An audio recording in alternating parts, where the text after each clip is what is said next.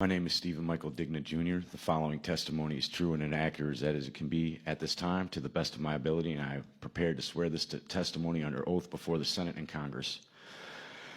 I'm a former sergeant in the United States Army. I began active duty service in 1999, and I served until 2002. I was assigned to the U.S. Army Training Center W4J9 Alpha Alpha, Fort Irwin, California, located in the Mojave Desert inside Death Valley near the Barstow, California in 2000. I was assigned to Alpha Company Group, Live Fire Combat Engineer Division, Computer Support Systems, and basically for civilians it's management for live fire operations. I acted as a hub between the operations group, intelligence planners, ground team, Air Force, and Star Wars programs. Thank you, Doctor.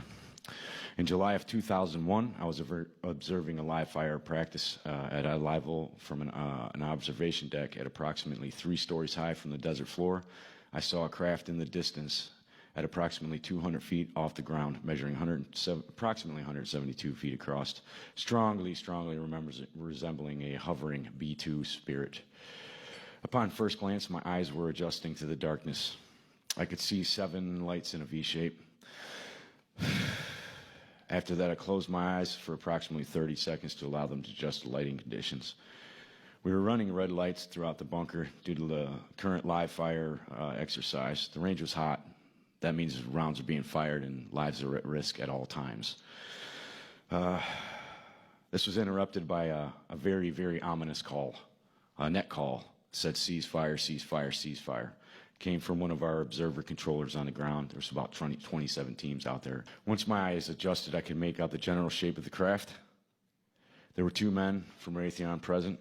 I pulled out my night vision goggles to get a better look at the craft. It appeared to be generating 7 lights along its wings and underbelly. I noticed another smaller craft oriented on the right side and at the same height as the first craft, approximately 75 feet to 100 yards to its right. The second craft was jet black, V-shaped, pointed towards the first craft. This craft had equally joined, spaced, rectangular sections forming the hull. The craft had a gimbal rack that deployed from the bottom of the craft. Approximately 5 to 6 holographic lights, holographic emitting lights were pointed directly at the first craft. That was my assumption. Due to the fact that they were displaying a strange color within my NVG goggles. Anyone that knows the old school, circa 2000 NVGs, they don't emit color. They give you green, grays, and blacks.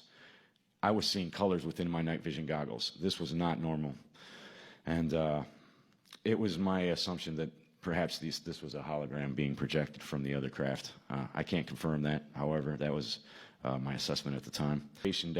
Observation deck from Raytheon noticed the night vision goggles I had. He went from chattering cheerfully. They were pretty relaxed. They'd seen these before. It wasn't abnormal to them.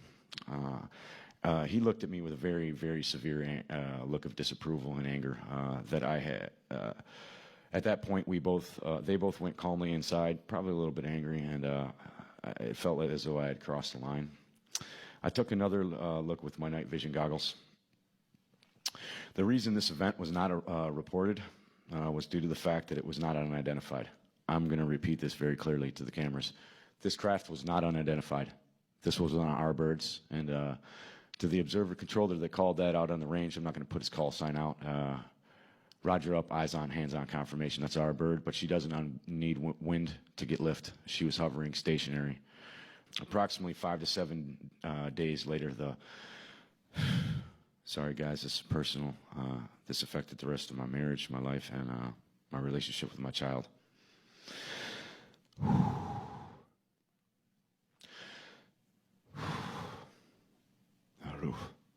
Approximately 5 to 7 days later, the following incident took place on Fort Irwin Road. It's the one road leading into the base. During the weekend pass, after the show, my wife and I had taken a pass to go see a movie. And this took place right after the live fire bunker, about 5 to 7 days afterwards. We skipped the second movie, or halfway through. I was really tired, just got back from running the range, 78-hour shifts with no relief. We passed a dry lake bed on the right-hand side. My driver's side mirror reflected a powerful white light into my eyes. I saw a bright white light pop up out of the canyon that I had just come from. I looked over my left shoulder and saw a zipping light.